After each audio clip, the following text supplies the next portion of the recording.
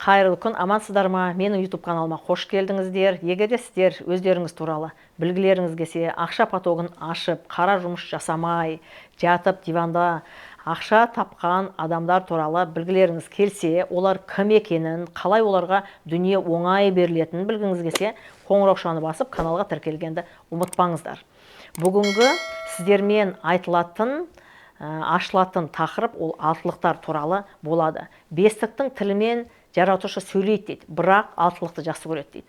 Кез келген айдың 6-сы, 15-і, 24-і күні олар шолпан ғаламшарының астына дүниеге келген сондай керемет адамдар. Олар қандай адамдар? Творчествоға бейімделген адамдар, комфортты, жайлылықты жақсы көреді. Енді бұлар Алланың сүйген құлы. Мына алтылық өзінің энергиясымен пайдалана алмаса, онда ол өзіне ауру табады. Жасыңыз бүгін қаншада? Өзіңізді зерттеп көріңіз. 30-да ма, 40-да ма, 50-де ма, 60-да ма? Егерде бүгін сіз буын аурумен ауырған болсаңыз, демек сіз ауыр жұмыс істедіңіз. Ал алтылыққа ауыр жұмыс мүлдем жасауға болмайды. Ол диванда жатқан күнде де оған жаратушы инвестиция жасайды. Единственный цифра дейді ғой, единственный сан, екі энергия бұл адамда бар да.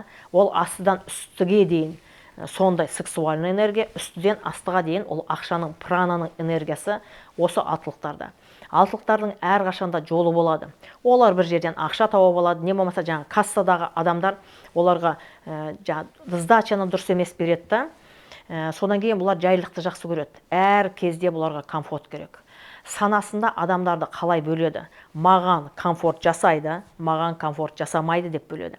Егерде сіздің мүмкін әкеңіз, анаңыз алтылық болатын болса, сізбен қандай қарым-қатынас ол адамда болады? Егерде сіз анаңызға, әкеңізге комфорт жасасаңыз, ол сізбен тұрады. Егерде сіз комфорт жасамасаңыз, ол сізбен тұрмайды. Комфорт жасайтын баласының үйіне барып тұрады. Энергия солай жұмыс жасайды.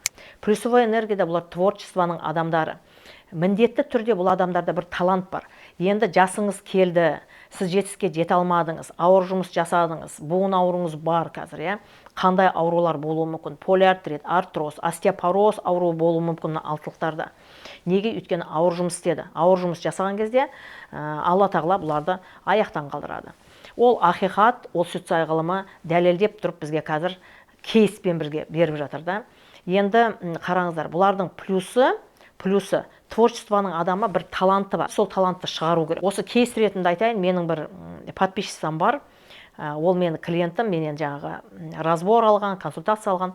40 жасында соның өмірі өзгерді да. Ол базарда сауда істеген. Енді алтылық базарда сауда істей алмайды. Істесе де ол күйрейді да, іштей.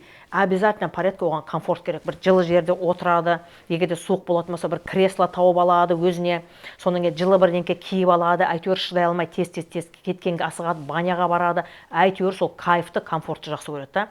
40 жаста сол келіншектің өмірі өзгерді. Ол қызын үйретіп жүріп, өзінің бір талант ашылып кетті да. Қазір мыловарениемен айналысады да. Енді өзінің бизнесін бейімделіп былай дөңгелетіп жатыр да. Сонда мен сұраймын ғой, сонда сенде қандай болды бұл?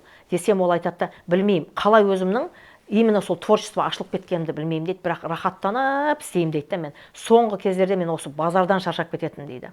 Неге базардан шаршайды? Өйткені күйеуі, оның бесік күйеуі рахаттанып тұрып сауда істейді, алтылық базарға барған кезде күйрейді. Көрдіңіздер ме, қалай бізге ғаламшар жұмыс жасайды? Сенсеңіз де, сенбесеңіз де, именно солай бізге ғаламшар жұмыс жасайды. Бізге не істеу керек? Минустан бізге плюсқа өту керек.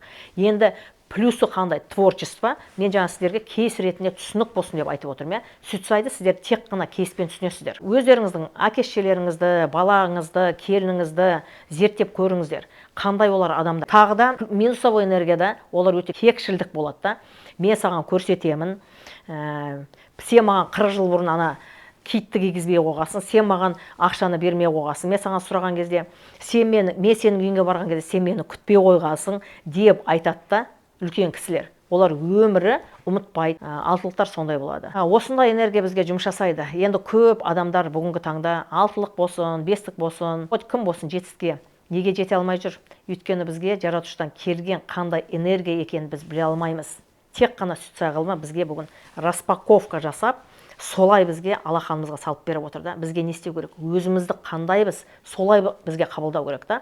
Сол кезде ол энергия бізде көтеріле бастайды да. Минусовой энергияда бұлар өте жалқау. Содан кейін кайфты жақсы көреді, ішімдікке салынып кетеді алтылықтар.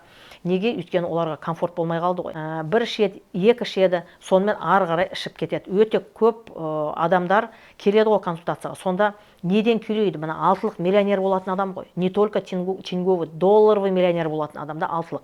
А неге ол бүгінгі таңда жетістікке жете алмады? Өйткені ол өзінің энергиясын білмеді. Көрдіңіздер ме? Энергиясын білмеген кезде қолын бір сілтейді да, комфортқа кіреді да, ары қарай кайфқа кетеді. Сол кайфты, ол елес қой бізде да.